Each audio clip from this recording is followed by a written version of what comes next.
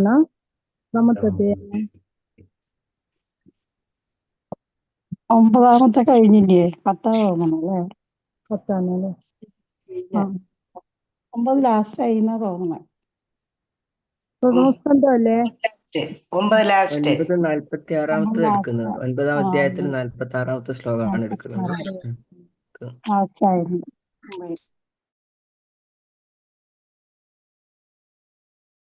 ഹരേ കൃഷ്ണ. ഹരേ കൃഷ്ണ മാതാജി പ്രണാമം. ഹരേ കൃഷ്ണ ഹരേ കൃഷ്ണ. ഹരേ കൃഷ്ണ മാതാജി പ്രണാമം. പ്രണാമം മാതാജി. ഹരേ കൃഷ്ണ മാതാജി. മാതാജി പ്രണാമം മാതാജി. ഹരേ കൃഷ്ണ. ഓം നമോ ഭഗവതേ വാസുദേവായ. ഓം നമോ ഭഗവതേ വാസുദേവായ. ഓം നമോ ഭഗവതേ വാസുദേവായ. ഓം അജ്ഞാനതിമിരാന്തസ്യ ജ്ഞാനാഞ്ജനശലാകയ ചക്ഷുരുന്മീലിതം യേന തസ്മൈ ശ്രീഗുരവേ നമഃ. നമോ വിഷ്ണുപാദായ കൃഷ്ണപ്രേഷ്ഠായ ഭൂതലേ ശ്രീമതേ ഭക്തിവേദാന്ത സ്വാമിനിധി നാമിനെ. നമസ്തേ സാരസ്വതേ ദേവേ ഗൗരവാണി പ്രചാരിണേ നിർവിശേഷ ശൂന്യവാദി പാശ്ചാത്യ ദേശതാരിണേ. ജയ ശ്രീ കൃഷ്ണ ചൈതന്യ പ്രഭു നിത്യാനന്ദ ശ്രീ അദ്വൈത ഗദാധര ശ്രീവാസാദി ഗൗര ഭക്തവൃന്ദ. ഹരേ കൃഷ്ണ കൃഷ്ണ കൃഷ്ണ ഹരേ ഹരേ. ഹരേ രാമ രാമ രാമ ഹരേ ഹരേ. ഹരേ കൃഷ്ണ. നിഗമകൽപതരോർഗളിതം ഫലം ശുഖമുഖാമൃതദ്രവ സംയുതം പിബത ഭാഗവതം രസമാലയം മുഹുരഹോ രസികാ ഭുവി ഭാവുകാഃ. നാരായണം നമസ്കൃത്യം നരം ചൈവ നരോത്തമം ദേവീം സരസ്വതീം വ്യാസം തതോ ജയമുദിരയേത്. നഷ്ടപ്രായേഷു ഭദ്രേഷു നിത്യം ഭാഗവത സേവയ ഭഗവതേ ഉത്തമ ശ്ലോകേ ഭക്തിർഭവതി നൈഷ്ഠികീ. കൃഷ്ണായ വാസുദേവായ ദേവകീ നന്ദനായ ച നന്ദഗോപകുമാരായ ഗോവിന്ദായ നമോ നമഃ. ഹരേ കൃഷ്ണ കൃഷ്ണ കൃഷ്ണ ഹരേ രാമ ഹരേ രാമ രാമ രാമ ഹരേ. ഹരേ കൃഷ്ണ. ശ്രീ ശ്രീ രാധാ ഗോവിന്ദ ടെമ്പിൾ ഇസ്കോൺ മാംഗ്ലൂരിന്റെ ഭാഗവതം ക്ലാസ്സിലേക്ക് എല്ലാവർക്കും സ്വാഗതം. ഹരേ കൃഷ്ണ. എല്ലാവർക്കും പ്രണാമം. ഹരേ കൃഷ്ണ. ഒന്നാമത്തെ അധ്യായം ഭീഷ്മദേവന്റെ വിയോഗം. അതില് 46-ാമത്തെ ശ്ലോകം തൊട്ടാണ് നമ്മൾ ഇന്ന് എടുക്കാനുള്ളത്. ഹരേ കൃഷ്ണ. അപ്പൊ നമ്മള് ഭീഷ്മസ്തുതി കഴിഞ്ഞു. ഭീഷ്മസ്തുതി കഴിഞ്ഞിട്ട് ഇന്നലെ നമ്മൾ കണ്ടത് എന്താണ്? ഭീഷ്മദേവൻ ഭഗവാന്റെ പാർത്ഥസാരഥി ലോകത്തിലേക്ക് പ്രവേശിച്ചതായിട്ട് പറഞ്ഞു അല്ലേ? വിലയം പ്രാപിച്ചു. ഭഗവാനിൽ വിലയം പ്രാപിച്ചു. ഭഗവാനിൽ വിലയം പ്രാപിക്കാന്ന് വെച്ചിട്ടുണ്ടെങ്കിൽ ബ്രഹ്മസാക്ഷാത്കാരല്ല പറയുന്നത്. എങ്ങനെയാണ് പറയുന്നത് അവിടെ? ഭഗവാനിൽ ഭക്തന്മാര് ഭഗവാനിൽ വിലയം പ്രാപിച്ചു എന്ന് പറഞ്ഞാല് ഐക്യം പ്രാപിച്ചെന്നല്ലേ മാതാജി? അത് ആദ്യം പറഞ്ഞ ഐക്യം പ്രാപിച്ചു, പിന്നെ ഭീഷ്മദേവന് വിലയം പ്രാപിച്ചു എന്നല്ലേ? എന്താണ് അവിടെ ഉദ്ദേശിക്കുന്നത്? നമ്മളെപ്പോഴും ഭഗവാനിൽ തുടരുന്നു. അല്ല പറയുന്നത് അവിടെ. ഭഗവാനിൽ ലയിച്ചു എന്നല്ല പറയുന്നത്. വിശ്വാസം ആയി എന്നല്ലേ ഭഗവാനിലോട്ട്? അതെ, അതായത് ഭഗവാനിലേക്ക് ഭഗവാന്റെ ഇച്ഛയ്ക്ക് അനുസരിച്ച് നമ്മുടെ മനസ്സും ചിന്തയും എങ്ങനെയായിട്ട് മാറി? ഭഗവാനിലേക്ക്. അതാണ് അവിടെ ഉദ്ദേശിക്കുന്നത്. പിന്നെന്താ നമ്മൾ പറഞ്ഞത് ഇന്നലെ? ഭീഷ്മദേവന് തുല്യരായിട്ട് ആരും ഇല്ല എന്നല്ലേ? അതല്ലേ 45-ാമത്തെ ശ്ലോകത്തിൽ എന്താ പറഞ്ഞ? 12 മഹാത്മാക്കളില് ആ ജനങ്ങളിൽ ഒരാളാണ് ഭീഷ്മദേവൻ. മാനവരും ദേവന്മാരും എല്ലാം പുഷ്പവർഷം നടത്തി ആദരസൂചകമായിട്ട് പെരുമ്പറ മുഴക്കുകയും സത്യസന്ധമായ രാജവംശങ്ങൾ ബഹുമാനാദരങ്ങൾ പ്രകടിപ്പിക്കാൻ ആരംഭിക്കുകയും ചെയ്തു. ആകാശത്തു നിന്നും പുഷ്പവർഷം ചൊരിയാൻ തുടങ്ങുകയും ചെയ്തു. 45-ാമത്തെ ശ്ലോകത്തിൽ പറഞ്ഞത് കഴിഞ്ഞിട്ട് പറഞ്ഞത് ലാസ്റ്റ് പറഞ്ഞത് ഭീഷ്മദേവൻ അദ്ദേഹത്തിന്റെ കർമ്മങ്ങളിൽ അദ്ദേഹം എങ്ങനെയായിരുന്നു പറഞ്ഞു? അദ്വൈതനായിരുന്നു എന്ന് പറഞ്ഞു. അദ്ദേഹത്തിന് തുല്യനായിട്ട് അല്ലെങ്കിൽ അദ്ദേഹത്തെ പോലെ ചെയ്യുന്ന ആരുമില്ല. പിന്നെ അദ്ദേഹത്തിന്റെ വിയോഗവും ഭഗവത്ധാമത്തിലേക്കുള്ള വിയോഗവും അതുപോലെ തന്നെയാണ്. കാരണം അത്രയും ഭക്തനാണ് ആര്? യുധിഷ്ഠിരന് ഭഗവാന്റെ വിഷ്ണു പോയതിന്റെ ദുഃഖം നിയന്ത്രിക്കാനായില്ല. ദുഃഖാകുലനായി തീർന്നു. ഉദകകർമ്മങ്ങൾ നിർവഹിച്ച ശേഷം മഹാരാജാവ് യുധിഷ്ഠിരൻ ക്ഷണനേരത്തേക്ക് ദുഃഖാകുലനായി തീർന്നു. 46-ാമത്തെ 46-ാമത്തെ എടുക്കാൻ പോകണല്ലോ നമ്മളിപ്പോ. 46 എടുത്തില്ലേ? ഇല്ല, എടുത്തിട്ടില്ലല്ലോ. 46 എടുത്തിട്ടില്ല. 46-ാമത്തെ ശ്ലോകത്തിലേക്ക് പോകാം. ഇന്ന് പറ്റുകയാണെങ്കിൽ ഇത് തീർക്കാം. നമുക്ക് 4 ശ്ലോകമുള്ളൂ, അല്ലെങ്കിൽ ഒരെണ്ണായിട്ട് ബാക്കി നിൽക്കും. ഹരേ കൃഷ്ണ. ഓം നമോ ഭഗവതേ വാസുദേവായ. ശ്ലോകം 46. തസ്യ നിർഹരണാദീനി സംപരേതസ്യ ഭാർഗവ യുധിഷ്ഠിരാ കാരയിത്വാ മുഹൂർത്തം ദുഃഖിതോ ഭവാത്. തസ്യ നിർഹരണാദീനി സംപരേതസ്യ ഭാർഗവ യുധിഷ്ഠിരാ കാരയിത്വാ മുഹൂർത്തം ദുഃഖിതോ ഭവാത്. ചൊല്ലിക്കോളൂ. ഹരേ കൃഷ്ണ. തസ്യ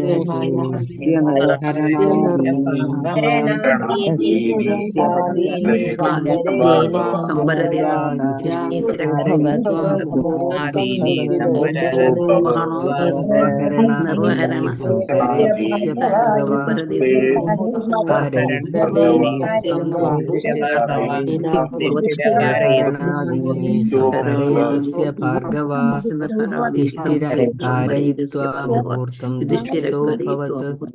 തസ്യ നിർഹരണത സംപരേതസ്യ ഭാർഗവ യുധിഷ്ഠിര കാരയിത്വാ മുഹൂർത്തം ദുഃഖിതോ ഭവത്. ഹരേ കൃഷ്ണ. തസ്യ അദ്ദേഹത്തിന്റെ നിർഹരണാദീനി ഉദകക്രിയകൾ സംപരേതസ്യ മൃതശരീരത്തിന്റെ ഭാർഗവ ഹേ ഭൃഗുവംശജ യുധിഷ്ഠിരഃ രാജാവ് മഹാരാജാവ് യുധിഷ്ഠിരൻ കാരയിത്വ അത് നിർവഹിച്ചിട്ട് മുഹൂർത്തം ഒരു നിമിഷത്തേക്ക് ദുഃഖിത ദുഃഖാകുലൻ അഭവർ ആയിത്തീർന്നു. വിവർത്തനം ഭാവാർത്ഥം ശ്രീല പ്രഭുപാദ് കി ജയ്. വിവർത്തനം അല്ലയോ ഭൃഗുവംശജ, ശൗനകാദി ഋഷികൾ പറയാണല്ലേ, ഭീഷ്മദേവന്റെ മൃതശരീരത്തിന് ഉദക കർമ്മങ്ങൾ നിർവഹിച്ച ശേഷം മഹാരാജാവ് യുധിഷ്ഠിരൻ ക്ഷണനേരത്തേക്ക് ദുഃഖാകുലനായി തീർന്നു. അപ്പൊ ഭൃഗുവംശജ ആരാണ് ഈ പറയുന്നത്? ഇതിപ്പോ ആര് പറയുന്നതാണ്? ശൗനകാദി ഋഷി സൂര്യഗോസ്വാമി ശൗനക ഋഷികളോട് പറയുന്നതല്ല, ശൗനകനോട് പറയാണ്. അത് വംശകുലത്തിൽ പിറന്നവനാണ് അല്ലെ. ശൗനകനോട് പറയുന്നതാണ്, ഭീഷ്മദേവന്റെ മൃതശരീരത്തിന് ഉദക കർമ്മങ്ങൾ നിർവഹിച്ച ശേഷം മഹാരാജാവ് യുധിഷ്ഠിരൻ ക്ഷണനേരത്തേക്ക് ദുഃഖാകുലനായിട്ട് തീർന്നു. യുധിഷ്ഠിര മഹാരാജാവിന് വളരെയധികം പ്രയാസം ഉണ്ടായിരുന്നു. ഭാവാർത്ഥം ശ്രീല പ്രഭുപാദ് കി ജയ്. ഭീഷ്മദേവൻ മഹാരാജാവ് യുധിഷ്ഠിരന്റെ കുടുംബത്തിലെ ശ്രേഷ്ഠനായ കാരണവർ മാത്രമായിരുന്നില്ല, യുധിഷ്ഠിരന്റെയും അദ്ദേഹത്തിന്റെ ഭ്രാതാക്കളുടെയും മാതാവിന്റെയും മഹാനായ തത്വചിന്തകനും സുഹൃത്തുമായിരുന്നു. യുധിഷ്ഠിരൻ അഗ്രജനായ പഞ്ചപാണ്ഡവരുടെ പിതാവായ മഹാരാജാവ് പാണ്ഡുവിന്റെ മൃത്യുവിനു ശേഷം പാണ്ഡവരുടെ അത്യന്തം വാത്സല്യനിധിയായ പിതാമഹനും വിധവയായ സ്നുഷ കുന്തിയുടെ സംരക്ഷകനും ഭീഷ്മദേവനായിരുന്നു. മഹാരാജാവ് യുധിഷ്ഠിരന്റെ വലിയച്ഛനായ ധൃതരാഷ്ട്രർ അവരുടെ സംരക്ഷകനായി ഉണ്ടായിരുന്നുവെങ്കിലും അദ്ദേഹത്തിന്റെ വാത്സല്യം കൂടുതലും ദുര്യോധനൻ അഗ്രജനായ തന്റെ 100 പുത്രന്മാരുടെ പക്ഷത്തായിരുന്നു. ഇവിടെ ഭീഷ്മദേവൻ ഇവരെ സംബന്ധിച്ച് പറഞ്ഞു കഴിഞ്ഞാല് ഒരു ശ്രേഷ്ഠനായിട്ടുള്ള കാരണവര് മാത്രമായിരുന്നില്ല യുധിഷ്ഠിര മഹാരാജാവിനെ സംബന്ധിച്ചിടത്തോളം. കാരണം യുധിഷ്ഠിരന്റെയും അദ്ദേഹത്തിന്റെ ഭ്രാതാക്കളുടെയും മാതാവിന്റെയും തത്വചിന്തകനും സുഹൃത്തും എല്ലാതും ആരായിരുന്നു? ഭീഷ്മദേവനായിരുന്നു. കാരണം അവരുടെ അച്ഛൻ പാണ്ഡു മരണപ്പെട്ട ശേഷം പാണ്ഡവരെ വാത്സല്യത്തോടെ അവരെ നോക്കിയിരുന്നത് ആരായിരുന്നു? പിതാമഹനായിട്ടുള്ള ഭീഷ്മദേവനായിരുന്നു. അതുപോലെ തന്നെ കുന്തി മഹാറാണി പുത്രന്റെ വധുവാണ് അല്ലെ, പുത്രവധുവായിട്ടുള്ള സ്നുഷാരശ പുത്രവധുവായിട്ടുള്ള കുന്തി ദേവിയുടെ സംരക്ഷകനും ഭീഷ്മദേവനായിരുന്നു. അപ്പൊ യുധിഷ്ഠിര മഹാരാജാവിന് അവരെ സംബന്ധിച്ച് അച്ഛന്റെ ജ്യേഷ്ഠൻ ധൃതരാഷ്ട്ര ഉണ്ടായിരുന്നെങ്കിലും നമുക്കറിയാം ധൃതരാഷ്ട്ര കൂടുതൽ സ്നേഹം വാത്സല്യം കാണിച്ചിരുന്നത് ആരോടായിരുന്നു? തന്റെ മക്കളോടായിരുന്നു. അപ്പൊ അതുകൊണ്ട് തന്നെ ഇവരെ സംബന്ധിച്ച് ഭീഷ്മദേവൻ എന്ന് പറഞ്ഞാല് കുടുംബത്തിലെ ഒരു കാരണവര് മാത്രമായിരുന്നില്ല, അത്രയും അവർക്ക് ഭീഷ്മദേവനായിട്ട് ഒരു അടുപ്പം ഉണ്ടായിരുന്നു. ഒടുവിൽ ഹസ്തിനപുരം രാജ്യത്തിന്മേൽ പതിവില്ലാത്ത 5 സഹോദരന്മാരുടെയും നിയമാനുസൃതമായ അവകാശത്തെ കവരുവാൻ ഒരു ബൃഹത്തായ ഗൂഢാലോചന കെട്ടിച്ചമയ്ക്കപ്പെട്ടു. സാമ്രാജ്യത്താധിപത്യമുള്ള രാജമന്ദിരങ്ങളിൽ പൊതുവായ വിപുലമായ ഉപജാപങ്ങൾ ഉണ്ടാവുകയും 5 സഹോദരന്മാരും വനത്തിലേക്ക് നാടുകടത്തപ്പെടുത്തുകയും ചെയ്തു. എന്നാൽ ഭീഷ്മദേവൻ ജീവിതത്തിന്റെ അവസാന നിമിഷം വരെ യുധിഷ്ഠിരന്റെ ആത്മാർത്ഥ സഹാനുഭൂതിയുള്ള അഭ്യുതകാംക്ഷിയും പിതാമഹനും മിത്രവും ചിന്തകനും ഒക്കെ ആയിരുന്നു. സിംഹാസന അവരോധിതനായ യുധിഷ്ഠിരനെ ദർശിച്ച് അദ്ദേഹം അതീവ സന്തുഷ്ടിയോടെ ഇഹലോകവാസം അവസാനിപ്പിച്ചു. അല്ലാത്ത പക്ഷം പാണ്ഡവരുടെ അകാരണമായ ദുരിതത്തിൽ കഠോര വ്യഥ അനുഭവിക്കുന്നതിനു പകരം വളരെ മുമ്പ് തന്നെ അദ്ദേഹം തന്റെ ഭൗതിക ശരീരം ത്യജിച്ചേനെ. അനുകൂലമായ സന്ദർഭത്തിനായി അദ്ദേഹം കാത്തിരുന്നു. ഗൂഢാലോചനയുടെ ഫലമായിട്ട് പഞ്ചപാണ്ഡവർ 5 പേരെയും നിയമാനുസൃതമായിട്ട് അവരുടെ അവകാശത്തെ കവരുവാൻ വേണ്ടിയിട്ട് ബൃഹത്തായ ഒരു ഗൂഢാലോചന കെട്ടിച്ചമച്ചു. അതിന്റെ ഫലമായിട്ട് അവരെന്താണ് വനവാസത്തിലേക്ക് 14 എത്ര വർഷമാണ് അവരുടെ വനവാസം അവർ പോയത് കാട്ടില്? 14 വർഷം. 14 വർഷം. 14 വർഷം. ശ്രീരാമസ്വാമി 14 വർഷം. ഒരു വർഷം അജ്ഞാതവാസം അല്ലായിരുന്നു മാതാജി? ഒരു വർഷം അജ്ഞാതവാസം.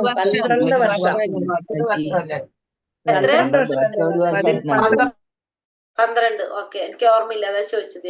ഞാൻ 14 പെട്ടെന്ന് പറഞ്ഞപ്പോൾ ആലോചിച്ചത് ശ്രീരാമനല്ലേന്ന്. അപ്പൊ ഗൂഢാലോചന കെട്ടിച്ചമയ്ക്കപ്പെട്ടു. അപ്പൊ അതിന്റെ ഫലമായിട്ട് ഇവരെന്താണ് പലതരത്തിലുള്ള വിപത്തുകളും ഉണ്ടായി. ഇവർക്ക് വനത്തിലേക്ക് നാട് കടത്തപ്പെട്ടപ്പോഴും ഭീഷ്മദേവൻ അവസാനം വരെ, ജീവിതത്തിന്റെ അവസാനം വരെ യുധിഷ്ഠിര മഹാരാജാവിന്റെ ആത്മാർത്ഥതയുള്ള സഹാനുഭൂതിയുള്ളൊരു അഭ്യുതകാംക്ഷിയായിരുന്നു. മാത്രമല്ല എപ്പോഴും അദ്ദേഹത്തെ കുറിച്ചുള്ള ചിന്തയും ഉണ്ടായിരുന്നു. പിതാമഹനായിരുന്നു, മിത്രമായിരുന്നു, ചിന്തകനും ഒക്കെ ആയിരുന്നു ഭീഷ്മ പിതാമഹൻ. സിംഹാസനാവരോധനായി യുധിഷ്ഠിരനെ ദർശിച്ച് അദ്ദേഹം അതീവ സന്തുഷ്ടിയോടെ ഇഹലോകവാസം അവസാനിപ്പിച്ചു. അപ്പൊ യുധിഷ്ഠിരനെ മഹാരാജാവായിട്ട് കണ്ടപ്പോ വളരെയധികം സന്തോഷം ആർക്ക് വന്നു? ഭീഷ്മദേവന് വന്നു. അങ്ങനെയാണ് അദ്ദേഹം ഇഹലോകത്തിന് വാസം അവസാനിപ്പിച്ചത്. അല്ലാത്ത പക്ഷം പാണ്ഡവരുടെ അകാരണമായ ദുരിതത്തിൽ കഠോര വ്യഥ അനുഭവിക്കുന്നതിന് പകരം വളരെ മുമ്പ് തന്നെ അദ്ദേഹം തന്റെ ഭൗതിക ശരീരം ത്യജിച്ചേനെ. അനുകൂലമായ സന്ദർഭത്തിനായി അദ്ദേഹം കാത്തിരുന്നു. അപ്പൊ അദ്ദേഹം ഈ ഒരു സന്ദർഭത്തിനായി കാത്തിരിക്കുകയായിരുന്നു. അദ്ദേഹം വളരെ സന്തോഷത്തോടെയാണ് ഈ ലോകം വെടിഞ്ഞത്. എന്തെന്നാൽ പാണ്ഡുപുത്രർ ഭഗവാൻ ശ്രീകൃഷ്ണന്റെ സംരക്ഷണത്തിലായിരുന്നതിനാൽ കുരുക്ഷേത്ര യുദ്ധത്തിൽ ഉറപ്പായും വിജയം വരിക്കുമെന്ന് ഭീഷ്മദേവന് നല്ല നിശ്ചയമുണ്ടായിരുന്നു. കാരണം അധർമ്മത്തിന് ഒരിക്കലും നിലനിൽക്കാൻ സാധിക്കില്ലെന്നും ഭഗവാൻ കൃഷ്ണൻ ധർമ്മത്തിന്റെ പക്ഷത്താണ്. അപ്പൊ പാണ്ഡുപുത്രയുടെ കൂടെ ഭഗവാൻ കൃഷ്ണൻ ഉള്ളത് കൊണ്ട് തന്നെ വിജയം ഉറപ്പാകുമെന്നും ആർക്ക് നിശ്ചയം ഉണ്ടായിരുന്നു? ഭീഷ്മദേവന് നല്ല നിശ്ചയമുണ്ടായിരുന്നു. ഒരു കാലത്തും ഭഗവത് ഭക്തർ പരാജയപ്പെടുകയില്ലെന്ന് ഒരു ഭക്തൻ എന്ന നിലയിൽ അദ്ദേഹത്തിന് അറിയാമായിരുന്നു. അപ്പൊ ഒരു ഭക്തൻ എന്ന നിലയില് ഭീഷ്മദേവന് ഉറപ്പായിരുന്നു ഒരിക്കലും ഭഗവാന്റെ ഭക്തന്മാർക്ക് ഒരിക്കലും എന്തുണ്ടാവില്ല, പരാജയം ഉണ്ടാകില്ല എന്നുള്ളത് ഭീഷ്മദേവൻ അറിയാം. ഭീഷ്മദേവന്റെ ഈ എല്ലാ മംഗളാശിസുകളെ കുറിച്ചും മഹാരാജാവ് യുധിഷ്ഠിരന് പൂർണ്ണ ബോധ്യമുണ്ടായിരുന്നു. ഇത് ആർക്കും അറിയാം, യുധിഷ്ഠിര മഹാരാജാവിനും അറിയാം. ആകയാൽ അദ്ദേഹത്തിന് തീർച്ചയായും മഹാവിയോഗം പെടുന്നുണ്ടായിരിക്കണം. അപ്പൊ അതുകൊണ്ട് തന്നെ ഭീഷ്മദേവന്റെ ആ വിയോഗം ആർക്കും അനുഭവപ്പെടാനും മഹാരാജാവ് യുധിഷ്ഠിരനും വളരെയധികം പ്രയാസം ഉണ്ടാക്കാണ്. ഭീഷ്മദേവൻ പരിത്യജിച്ച ഭൗതിക ശരീരത്തിന്റെ ഹേതുവായല്ല, മറിച്ച് ഒരു മഹാത്മാവിന്റെ വിയോഗത്തിലാണ് അദ്ദേഹം ദുഃഖിതനായി തീർന്നത്. അപ്പൊ ആ ശരീരത്തിനോടല്ല ദുഃഖം പ്രകടിപ്പിക്കുന്നത്. എന്തിനാണ്? ആ മുക്താത്മാവ്, ഭീഷ്മദേവൻ ഒരു മുക്താത്മാവാണ്. മാത്രമല്ല അദ്ദേഹത്തിന്റെ ഒരു മഹാത്മാവാണത്. ഒരു മഹാത്മാവിന്റെ വിയോഗത്തിലാണ് ഇവിടെ ദുഃഖിതനായി തീരുന്നത്. ഭീഷ്മദേവൻ മുക്താത്മാവാണെങ്കിലും സംസ്കാര കർമ്മം ആവശ്യമായ കർത്തവ്യമായിരുന്നു. ഭീഷ്മദേവന് സന്താനങ്ങളില്ലാത്തതിനാൽ ഈ ചടങ്ങ് നിർവഹിക്കുന്നതിന് നിയമാനുസൃതമായ അവകാശമുള്ള വ്യക്തി ജ്യേഷ്ഠ പൗത്രനായ മഹാരാജാവ് യുധിഷ്ഠിരനായിരുന്നു. ഒരു മഹത് വ്യക്തിയുടെ സംസ്കാര ക്രിയകൾ കുടുംബത്തിലെ സമാനമായി ശ്രേഷ്ഠനായ സന്തതി അനുഷ്ഠിക്കുന്നത് ഭീഷ്മദേവനെ സംബന്ധിച്ചിടത്തോളം മഹത്തായ വരദാനമായിരുന്നു. അപ്പൊ ഭീഷ്മദേവന് മക്കളില്ല, നമുക്കറിയാം അല്ലെ. അതുകൊണ്ട് തന്നെ ഈ ചടങ്ങ് നിയമാനുസൃതമായിട്ട് നിർവഹിക്കുന്നത് ആരാണ്? ജ്യേഷ്ഠന്റെ പൗത്രനായിട്ടുള്ള മഹാരാജാവ് യുധിഷ്ഠിരനാണ്. അങ്ങനെ ഭൗതികമായിട്ടുള്ള ശരീരത്തിന് അഗ്നിക്ക് സമർപ്പിക്കാനായിട്ടുള്ള എല്ലാ ക്രിയകളും ആര് ചെയ്യാനും ഇവിടെ? യുധിഷ്ഠിര മഹാരാജാവ് ഭീഷ്മദേവന്റെ ആ ഭൗതിക ശരീരത്തിനോട് ചെയ്യണം. അങ്ങനെ അത് ഭീഷ്മദേവനെ സംബന്ധിച്ചിടത്തോളം മഹത്തായിട്ടുള്ളൊരു വരദാനമാണ്. ഒരു ശ്രേഷ്ഠ സന്തതി അത് അനുഷ്ഠിക്കുക എന്ന് പറയുന്നത്. ഹരേ കൃഷ്ണ. ശ്ലോകം 47.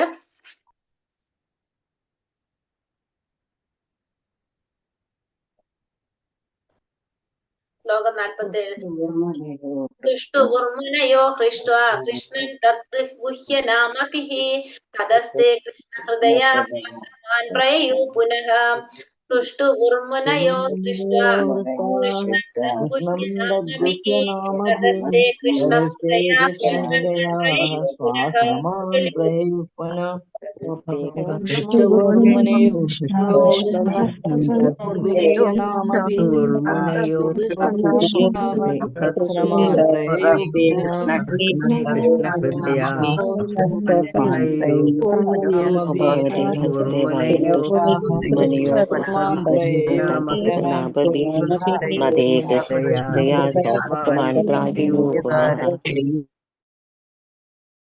തുഷ്ടുവു സംതൃപ്തരായി മുനേഹ വ്യാസദേവൻ മുതലായവർ നേതൃത്വം വഹിക്കുന്ന മഹാമുനിമാർ ഹൃഷ്ട എല്ലാവരും സന്തോഷഭരിതരായ അവസ്ഥയിൽ കൃഷ്ണം ശ്രീകൃഷ്ണ ഭഗവാന് പരമദിവ്യോത്തമ പുരുഷന് തത് അദ്ദേഹത്തിന്റെ ഗുഹ്യ അതീവ രഹസ്യമായ നാമഭി അദ്ദേഹത്തിന്റെ ദിവ്യനാമം മുതലായവയാൽ തഥ അനന്തരം തേ അവർ കൃഷ്ണ ഹൃദയ ശ്രീകൃഷ്ണ ഭഗവാനെ സദാ ഹൃദയത്തിൽ സൂക്ഷിക്കുന്നവർ ആശ്രമാൻ അവരവരുടേതായ ആശ്രമങ്ങളിലേക്ക് പ്രയു മടങ്ങി പുന വീണ്ടും വിവർത്തനം ഭാവാർത്ഥം ശ്രീല പ്രഭുപാദ് കി ജയ്.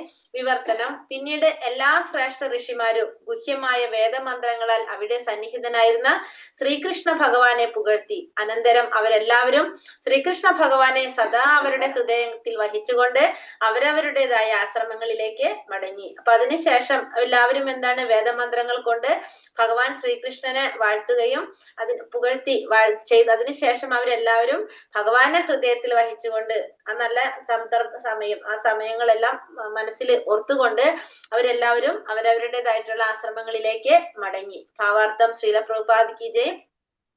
ഭഗവത് ഭക്തർ സദാ ഭഗവാന്റെ ഹൃദയത്തിലും ഭഗവാൻ സദാ ഭക്തരുടെ ഹൃദയത്തിലും സ്ഥിതി ചെയ്യുന്നു. ഭഗവാനും ഭക്തനും തമ്മിലുള്ള ഇമ്പമേറിയ ബന്ധമാണത്. കലർപ്പറ്റ പ്രേമത്താലും ഭക്തിയാലും ഭക്തർ ഭഗവാനെ തങ്ങൾക്കുള്ളിൽ സദാ ദർശിക്കുന്നു. ഭഗവാനാകട്ടെ യാതൊന്നും തന്നെ പ്രവർത്തിക്കേണ്ടതായും കാക്ഷിക്കേണ്ടതായും കാക്ഷിക്കേണ്ടതായും ഇല്ല. എങ്കിലും അദ്ദേഹം സദാ തന്റെ ഭക്തരുടെ ക്ഷേമത്തിനായി നിർബാധം പ്രവർത്തിക്കുന്നു. സാമാന്യ ജനങ്ങൾക്ക് സാമാന്യ ജീവാത്മാക്കൾക്ക് എല്ലാ പ്രവർത്തനങ്ങൾക്കും പ്രതിപ്രവർത്തനങ്ങൾക്കും പ്രകൃതി നിയമങ്ങളുണ്ട്. എന്നാൽ അദ്ദേഹം തന്റെ ഭക്തരെ നേരായ മാർഗത്തിലെ നയിക്കാൻ സദാ ഉത്സുകനാകുന്നു. ആകയാൽ ഭക്തർ ഭഗവാന്റെ നേരിട്ടുള്ള പരിരക്ഷണത്തിലാകുന്നു. മാത്രമല്ല ഭഗവാനും സ്വേച്ഛയാ തന്നെ തന്റെ ഭക്തരുടെ മാത്രം പരിരക്ഷണത്തിൽ വയ്ക്കുന്നു. വ്യാസദേവന്റെ നേതൃത്വത്തിലുള്ള എല്ലാ മുനിമാരും ഭഗവത് ഭക്തരായിരുന്നു. ആയതിനാൽ അവിടെ സ്വയം സന്നിഹിതനായിരുന്ന ശ്രീകൃഷ്ണ ഭഗവാനെ പ്രീതിപ്പെടുത്താനായി അവർ സംസ്കാര കർമ്മത്തിന് ശേഷം വേദമന്ത്രങ്ങൾ ഉരുവിട്ടു. കൂടെ ഭഗവാന്റെ ഭക്തന്മാരെ കുറിച്ച് പറയാം അല്ലെ. ഭഗവാൻ എപ്പോഴും എവിടെ ഇരിക്കുന്നത്? ഭക്തന്മാരുടെ ഹൃദയത്തിലാണ്. അതേപോലെ തന്നെ ഭക്തന്മാരെപ്പോഴും എവിടെയാണ്? ഭഗവാന്റെ ഹൃദയത്തിലാണ് സ്ഥിതി ചെയ്യുന്നത്. അപ്പൊ ഭഗവാനും ഭക്തനും തമ്മിലുള്ള ഒരു ബന്ധം, അതാണ് അവർ തമ്മിലുള്ള ഇമ്പമേറിയ ഒരു ബന്ധം. അത് കലർപ്പറ്റ പ്രേമം കൊണ്ടും ഭക്തി കൊണ്ടും ഭഗവാന് ഭക്തന്മാരെപ്പോഴും എന്താണ്? ഭഗവാന് തന്റെ ഹൃദയത്തിൽ സന്ദർശിക്കാനായിട്ട് സാധിക്കും. ഭഗവാനാണെങ്കിലോ യാതൊന്നും തന്നെ പ്രവർത്തിക്കേണ്ടതായിട്ടും കാക്ഷിക്കേണ്ടതായിട്ടും ഭഗവാനില്ല. എന്നാലും ഭഗവാൻ എന്ത് ചെയ്യാണ്? ഭക്തന്മാരുടെ ക്ഷേമത്തിനായിട്ട് നിർബാധം പ്രവർത്തിച്ചുകൊണ്ടേയിരിക്കുകയാണ് ഭഗവാൻ. അപ്പോ ജീവാത്മാക്കൾക്ക് നമ്മുടെ ഈ ഭൗതിക പ്രപഞ്ചത്തിൽ എങ്ങനെയാണ് എല്ലാ പ്രവർത്തനങ്ങൾക്കും പ്രതിപ്രവർത്തനങ്ങൾക്കും എന്തുണ്ട്? ആ പ്രകൃതി നിയമങ്ങൾ അനുസരിച്ചാണ് എല്ലാ ജീവാത്മാക്കളും പ്രവർത്തിക്കുന്നത്. പക്ഷെ ഭഗവാൻ തന്റെ ഭക്തന്മാരെ നേരായ മാർഗത്തിലെ നയിക്കാൻ എപ്പോഴും ഭഗവാൻ എങ്ങനെയാണ്? ഉത്സുകനാണ്. അതുകൊണ്ട് തന്നെ ഭക്തൻ ഭഗവാന്റെ നേരിട്ടുള്ള പരിരക്ഷണത്തിലാണ്. അപ്പൊ അതുകൊണ്ട് ഭക്തന്മാരെപ്പോഴും ഭഗവാന്റെ നേരിട്ടുള്ള സംരക്ഷണയിലാണ്. മാത്രമല്ല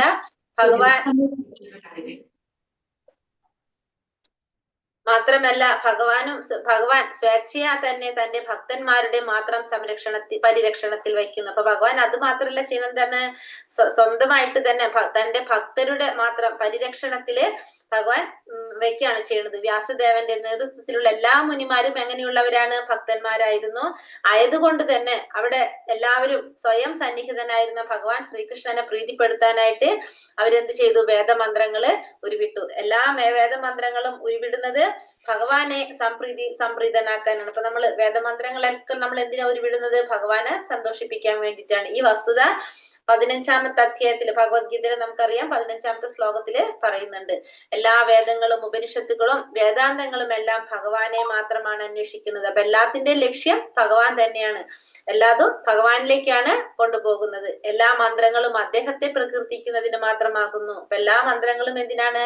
ഭഗവാനെ പ്രകീർത്തിക്കുന്നതിന് മാത്രമാണ്. ആകയാൽ മുനിമാർ ആ ഉദ്ദേശ ലക്ഷ്യത്തിന് അനുയോജ്യമായ തക്കതായ കർമ്മങ്ങൾ അനുഷ്ഠിക്കുകയും അവരവരുടേതായ ആശ്രമങ്ങളിലേക്ക് സന്തോഷാഭരിതരായി മടങ്ങുകയും ചെയ്തു. അപ്പൊ ഇത് എല്ലാവർക്കും അറിയാവുന്ന കാര്യമാണ്. ഭക്തന്മാരാണ്, ശ്രേഷ്ഠരായ മുനിമാരാണ് അവിടെ സന്നിഹിതരായിരുന്നത്. അപ്പൊ അതുകൊണ്ട് തന്നെ അവരെല്ലാവരും ആ ഒരു ഉദ്ദേശ ലക്ഷ്യത്തിന് വേണ്ടിയിട്ട് അനുയോജ്യമായ രീതിയിൽ തങ്ങളുടേതായ കർമ്മങ്ങള് അനുഷ്ഠിച്ചു കൊണ്ടിരുന്നു. മാത്രമല്ല അവരിപ്പോ എന്താണ് അവിടെ നിന്ന് തിരിച്ച് സന്തോഷത്തോടു കൂടി അവരുടേതായ ആശ്രമങ്ങളിലേക്ക് മടങ്ങുകയും ചെയ്തു. ഹരേ കൃഷ്ണ. ശ്ലോകം 48. തതോ യുധിഷ്ഠിരോ ഗത്വാ സഹ കൃഷ്ണോ ഗജാഹ്വയം പിതരം സ്വാന്തയാമാസ കാന്താരീം ച തപസ്വിനീം. തതോ യുധിഷ്ഠിരോ ഗത്വാ സഹ കൃഷ്ണ ഗജാഹ്വയം പിതരം സ്വാന്തയാമാസ കാന്താരീം ച തപസ്വിനീം. ഹരേ കൃഷ്ണ. ചൊല്ലിക്കോളൂ. ഓം നമോ ഭഗവതേ വാസുദേവായ. യുധിഷ്ഠിരോ ഗജാഹ്വയം പിതരം സ്വാന്തയാമാസ ച തപസ്വിനാം. യുധിഷ്ഠിരോ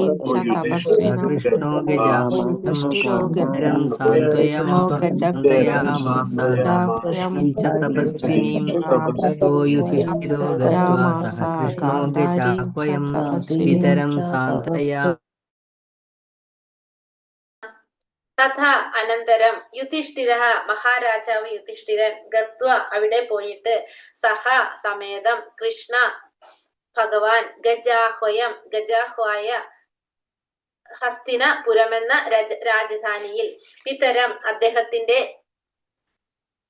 അച്ഛന്റെ സഹോദരനെ അതായത് ധൃതരാഷ്ട്ര സാന്ത്വയാമാസ സ്വാന്തനപ്പെടുത്തി ഗാന്ധാരി ധൃതരാഷ്ട്ര പത്നി ച തപസ്വിനി.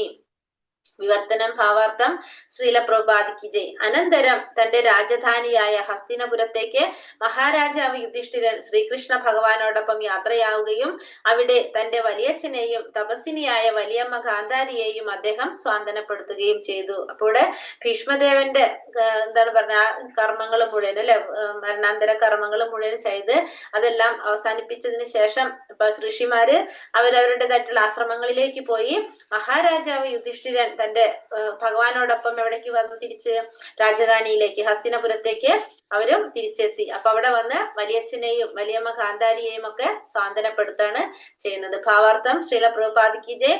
ദുര്യോധനന്റെയും അദ്ദേഹത്തിന്റെ സഹോദരന്മാരുടെയും മാതാപിതാക്കളായ ഗാന്ധാരിയും ധൃതരാഷ്ട്രരും മഹാരാജാവ് യുധിഷ്ഠിരന്റെ വലിയമ്മയും വലിയച്ഛനുമായിരുന്നു. കുരുക്ഷേത്ര യുദ്ധാനന്തരം വിശ്രുത ദമ്പതികളായ ധൃതരാഷ്ട്രക്കും ഗാന്ധാരിക്കും അവരുടെ പൗത്രന്മാരെല്ലാവരും നഷ്ടപ്പെടുകയാൽ മഹാരാജാവ് യുധിഷ്ഠിരന്റെ സംരക്ഷണത്തിലായിരുന്നു അവർ കഴിഞ്ഞിരുന്നത്. അപ്പൊ യുദ്ധം ഒക്കെ കഴിഞ്ഞു.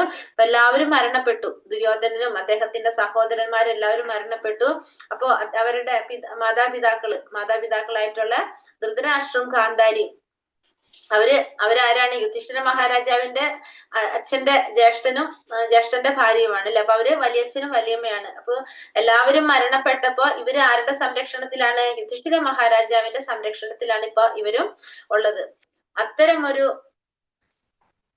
വലിയ ജീവഹാനിയിലുണ്ടായ കഠോര വ്യഥയിലാണ് അവർ ദിവസങ്ങൾ തള്ളി നീക്കിയിരുന്നത്. അപ്പൊ അവരെ സംബന്ധിച്ച് വളരെ പ്രയാസമാണ്. കാരണം അവരുടെ 100 മക്കളും അവരുടെ മക്കളും എല്ലാവരും വധിക്കപ്പെട്ടു. അപ്പൊ അത് അവരെ സംബന്ധിച്ച് വളരെ പ്രയാസമുള്ളൊരു കാര്യമാണ്.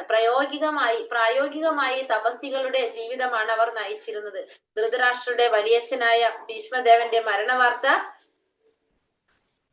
രാജാവിനും രാജ്ഞിക്കും മറ്റൊരു ശക്തമായ ആഘാതമായിരുന്നു. ആകയാൽ മഹാരാജാവ് യുധിഷ്ഠിരനിൽ നിന്നുള്ള സ്വാന്തനം അവർക്ക് ആവശ്യമായിരുന്നു. മഹാരാജാവ് യുധിഷ്ഠിരൻ തന്റെ കർത്തവ്യത്തെ കുറിച്ച് ബോധവാനായിരുന്നതിനാൽ അദ്ദേഹം ഉടൻ തന്നെ കൃഷ്ണ ഭഗവാനോടൊപ്പം തലസ്ഥാനത്തേക്ക് എത്തുകയും കരുണാർദ്രമായ വാക്കുകളാൽ മരണദുഃഖത്തിലായിരുന്ന ധൃതരാഷ്ട്രയെ സമാധാനിപ്പിക്കുകയും ചെയ്തു. ഭഗവാനും അപ്രകാരം തന്നെ ചെയ്തു. അപ്പൊ ഇവർ ഓൾറെഡി അവർ ദുഃഖത്തിലാണ്. കാരണം അവരുടെ മക്കളും പൗത്രന്മാരും ഒക്കെ നഷ്ടപ്പെട്ട പ്രയാസത്തിലാണ് ധൃതരാഷ്ട്രവും ഗാന്ധാരിയും. അതിന്റെ കൂടെയാണ് അവര് ഭീഷ്മദേവന്റെ മരണത്തെ കുറിച്ച് കൂടി അറിയുന്നത്. അപ്പൊ അവര് ഒന്നും കൂടി അവർക്ക് എന്താണ് പ്രയാസം കൂടി വരാണ് ചെയ്യുന്നത്. അപ്പൊ അതുകൊണ്ട് തന്നെ യുധിഷ്ഠിര മഹാരാജാവിന് അറിയാമായിരുന്നു അവരെ സ്വാന്തനപ്പെടുത്തേണ്ടത് വളരെ അത്യാവശ്യമാണ്. അപ്പൊ അതുകൊണ്ട് യുധിഷ്ഠിര മഹാരാജാവ് തന്റെ കർത്തവ്യത്തെ കുറിച്ച് ബോധവാനായിരുന്നത് കൊണ്ട് തന്നെ അദ്ദേഹം വേഗം തന്നെ ഭഗവാനോടൊപ്പം ഹസ്തിനപുരിയിലേക്ക് എത്തുകയും അവരെ സമാധാനിപ്പിക്കാനായിട്ട് ശ്രമിക്കുകയും ചെയ്തു. കൂടെ ഭഗവാനും അവരെ സമാധാനിപ്പിക്കാനായിട്ട് ശ്രമിച്ചു. കരുണാർദ്രയായ മാതാവിന്റെയും വിശ്വസ്തയായ പത്നിയുടെയും ജീവിതം നയിച്ചിരുന്നുവെങ്കിൽ തന്നെയും ഗാന്ധാരി ശക്തിമതിയായ തപസ്സിനിയുമായിരുന്നു. തന്റെ പതിയുടെ അന്ധത ഹേതുവായി ഗാന്ധാരി സ്വമേധയാ കണ്ണുകൾ മൂടിക്കെട്ടിയിരുന്നു. ഒരു പത്നിയുടെ കർത്തവ്യം പതിയെ 100% അനുഗമിക്കുകയാകുന്നു. തന്റെ പതിയുടെ നിരന്തരമായ അന്ധതയിൽ പോലും അദ്ദേഹത്തെ അനുഗമിക്കുന്ന വിധം അത്രത്തോളം ഗാന്ധാരി പതിയോട് വിശ്വസ്തത പുലർത്തിയിരുന്നു. ആകയാൽ തന്റെ പ്രവൃത്തിയിൽ ഗാന്ധാരി ഒരു മഹാതപസ്സിനിയായിരുന്നു. അതിനു പുറമെ തന്റെ 100 പുത്രന്മാരുടെയും പൗത്രന്മാരുടെയും ഒന്നടങ്കമുള്ള വധത്തിലുണ്ടായ ആഘാതം സഹിക്കുക എന്നത് ഒരു സ്ത്രീയെ സംബന്ധിച്ചിടത്തോളം നിശ്ചയമായും താങ്ങാവുന്നതിലധികമായിരുന്നു. എന്നാൽ ഇവയൊക്കെ ഒരു തപസ്സിനിയെ പോലെ അവർ സഹിച്ചു. ഒരു സ്ത്രീയാണെങ്കിലും വ്യക്തി വൈശിഷ്ട്യത്തിൽ ഭീഷ്മദേവനേക്കാൾ ഒട്ടും പിന്നിലായിരുന്നില്ല ഗാന്ധാരി. അവരിരുവരും മഹാഭാരതത്തിലെ സ്തുത്യർഹരായ വ്യക്തിത്വങ്ങളാകുന്നു. അപ്പോ കരുണാർദ്രയായിട്ടുള്ള മാതാവിന്റെ വിശ്വസ്തയായ പത്നിയുടെയും ജീവിതം നയിച്ചെങ്കിൽ തന്നെ അപ്പൊ ഗാന്ധാരിയെ കുറിച്ച് പറയാണ്. ഗാന്ധാരി ശക്തിമതിയായിട്ടുള്ള ഒരു തപസ്സിനിയാണ് ആര്? ഗാന്ധാരി. തന്റെ പതിയുടെ അന്ധത ഹേതുവായിട്ട് അപ്പൊ നമുക്കറിയാവുന്നതാണ് അല്ലെ, ഗാന്ധാരി വിവാഹം കഴിക്കുമ്പോൾ ധൃതരാഷ്ട്ര അന്ധനായത് കൊണ്ട് തന്നെ ഗാന്ധാരിയും എന്ത് തീരുമാനിക്കുകയാണ്? കണ്ണ് മൂടിക്കെട്ടാനായിട്ട്, അതായത് ഭർത്താവിന് കാണാൻ സാധിക്കാത്തതൊന്നും തനിക്ക് കാണണ്ട എന്നൊരു തീരുമാനത്തോടെ ഗാന്ധാരി സ്വമേധയാ തന്നെ കണ്ണുകൾ മൂടിക്കെട്ടാണ് ചെയ്യുന്നത്. അപ്പൊ ഒരു പത്നിയുടെ കർത്തവ്യം പതിയെ 100% അനുഗമിക്കുക എന്നുള്ളതായിരുന്നു. തന്റെ പതിയുടെ നിരന്തരമായ അന്ധതയിൽ പോലും അദ്ദേഹത്തെ അനുഗമിക്കുന്ന വിധത്തോളം അത്രത്തോളം എന്താണ് ആ പതിയോട് വിശ്വസ്തത പുലർത്തിയിരുന്ന ഒരു കഥാപാത്രമാണ് ആര്? ഗാന്ധാരി എന്ന് പറയുന്നത്. മഹാതപസ്സിനിയായിരുന്നു.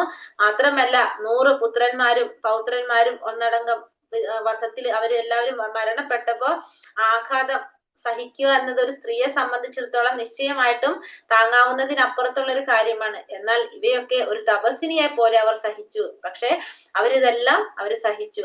ഒരു സ്ത്രീയാണെങ്കിലും വ്യക്തിവിശിഷ്ടത്താൽ ഭീഷ്മദേവനേക്കാൾ ഒട്ടും പിന്നിലായിരുന്നില്ല ഗാന്ധാരി. ഇപ്പൊ യുദ്ധം നടക്കുന്ന സമയത്ത് അമ്മയുടെ അനുഗ്രഹം മേടിക്കാനായിട്ട് ദുര്യോധനൻ അല്ലെ, ദുര്യോധനൻ വന്നപ്പോ എന്താ പറഞ്ഞത്? ധർമ്മം വിജയിക്കട്ടെ എന്നാ പറഞ്ഞത് അല്ലെ, മകൻ വിജയിക്കട്ടെ എന്നല്ല പറഞ്ഞ, ധർമ്മത്തിന് വിജയം ഉണ്ടാകും എന്നാണ് അവർ അനുഗ്രഹിച്ചത്. അപ്പൊ അവർക്ക് മക്കളോട് വാത്സല്യം ഉണ്ടായിരുന്നു, അത് വളരെയധികം വാത്സല്യം ഉണ്ടായിരുന്നു. അപ്പൊ അതിന്റെ കുറെ കാര്യങ്ങൾ നമുക്കറിയാം, പറയാം ജസ്റ്റ് ഒന്ന്. അപ്പൊ പക്ഷെ എന്നാലും ഗാന്ധാരി എന്തിനാണ് ഉറപ്പിച്ച് പറഞ്ഞ? ധർമ്മത്തിന് പിന്താങ്ങിയിരുന്നതാണ്. അവരിരുവരും മഹാഭാരതത്തിലെ സ്തുത്യർഹമായ വ്യക്തിത്വങ്ങളാണ്. അപ്പൊ അതുകൊണ്ട് തന്നെ വ്യക്തി വൈശിഷ്ട്യത്തില് ഭീഷ്മദേവനേക്കാൾ ഒട്ടും പിന്നിലല്ലാര്? ഗാന്ധാരി. ഗാന്ധാരിയും ഭീഷ്മദേവനും ഒക്കെ സ്തുത്യർഹമായ വ്യക്തിത്വങ്ങളായിരുന്നു മഹാഭാരതത്തിലെ. ശ്ലോകം 49, ലാസ്റ്റ് ശ്ലോകാണ്. പിത്രാ ചാനുമതോ രാജ വാസുദേവാനുമോദിതഃ ചകാര രാജ്യം ധർമ്മേണ പിതൃപൈതാമഹം വിഭുഃ. പിത്രാ ചാനുമതോ രാജ വാസുദേവാനുമോദിതഃ ചകാര രാജ്യം ധർമ്മേണ പിതൃപൈതാമഹം വിഭുഃ. ചൊല്ലിക്കോളൂ. ഹരേ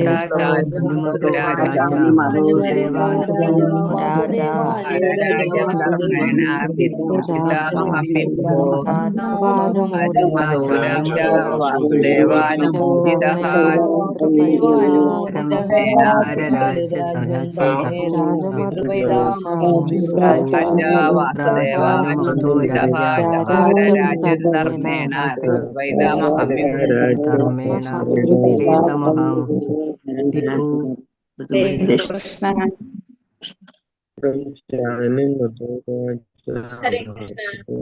പിത്ര അദ്ദേഹത്തിന്റെ വലിയച്ഛനാൽ ധൃതരാഷ്ട്ര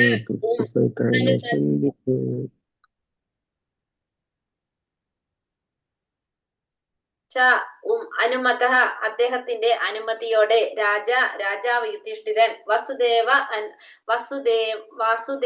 അനുമോദിത ശ്രീകൃഷ്ണ ഭഗവാനാൽ സ്ഥിരീകരിക്കപ്പെട്ട് ചകാര നിർവഹിച്ചു രാജ്യം ധർമ്മേണ രാജകീയമായ തത്വങ്ങളുടെ നിയമസംഹിതയ്ക്ക് വഴിപ്പെട്ട് പിതാവ് പിതാമഹൻ വിഭു അത്രത്തോളം ശ്രേഷ്ഠനായ.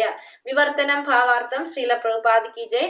ഇതിനുശേഷം മഹാധർമാത്മാവായ മഹാരാജാവ് യുധിഷ്ഠിരൻ തന്റെ വലിയച്ഛനാൽ അംഗീകരിക്കപ്പെട്ടതും ഭഗവാൻ ശ്രീകൃഷ്ണനാൽ സ്ഥിരീകരിക്കപ്പെട്ടതുമായ രാജകീയ തത്വങ്ങളും നിയമസംഹിത കർശനമായി അനുസരിച്ച് രാജ്യഭരണം നിറവേറ്റി. അപ്പൊ അതിനുശേഷം മഹാരാജാവ് യുധിഷ്ഠിരൻ തന്റെ വലിയച്ഛനാൽ അംഗീകരിക്കപ്പെട്ടതും പിന്നെ ഭഗവാൻ ശ്രീകൃഷ്ണൻ സ്ഥിരീകരിക്കപ്പെട്ടതുമായിട്ടുള്ള ആ തത്വങ്ങൾ, രാജകീയ തത്വങ്ങളും നിയമസംഹിതങ്ങളും എല്ലാം പാലിച്ചുകൊണ്ട് രാജ്യഭരണം നിറവേറ്റി.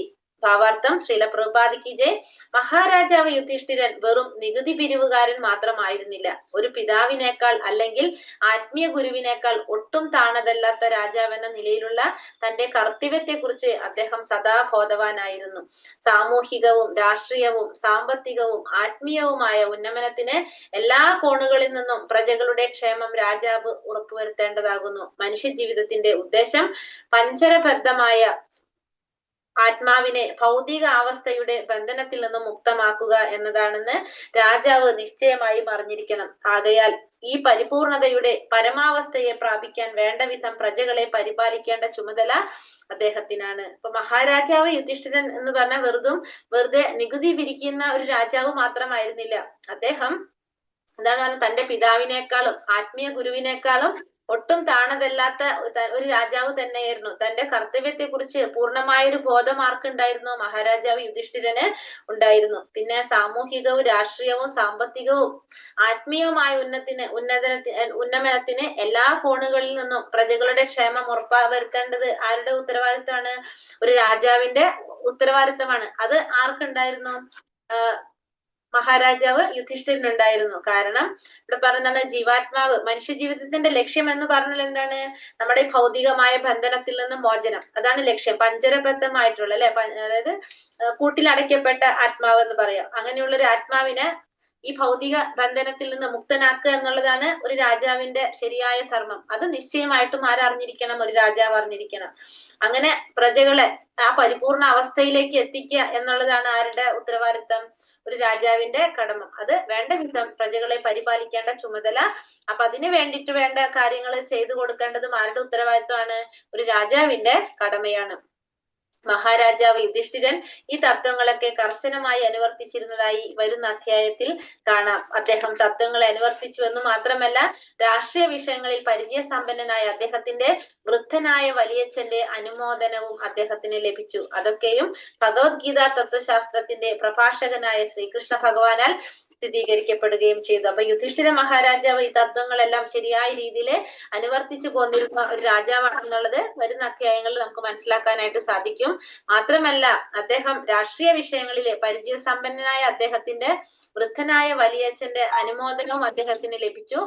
അതൊക്കെ ഭഗവത്ഗീത തത്വശാസ്ത്രത്തിന്റെ പ്രഭാഷകനായിട്ടുള്ള ഭഗവാൻ ശ്രീകൃഷ്ണൻ ശ്രീകൃഷ്ണനാൽ സ്ഥിരീകരിക്കപ്പെട്ടതാണ് ഇതെല്ലാം തന്നെ. യുധിഷ്ഠിര മഹാരാജാവ് ആദർശയോഗ്യനായ ചക്രവർത്തിയായിരുന്നു എന്ന് മാത്രമല്ല, അദ്ദേഹത്തെ പോലെ പരിശിക്ഷിതനായ ഒരു രാജാവിന്റെ കീഴിലുള്ള ഏക രാജശാസനയാണ് സർവശ്രേഷ്ഠമായ ഭരണകൂടം. അപ്പൊ മഹാരാജാവ് യുധിഷ്ഠിരൻ ആദർശയോഗ്യനായിട്ടുള്ള ഒരു ചക്രവർത്തി എന്ന് മാത്രമല്ല, അദ്ദേഹത്തെ പോലെ തന്നെ പരിശിക്ഷിതനായ ഒരു രാജാവിന്റെ കീഴിലുള്ള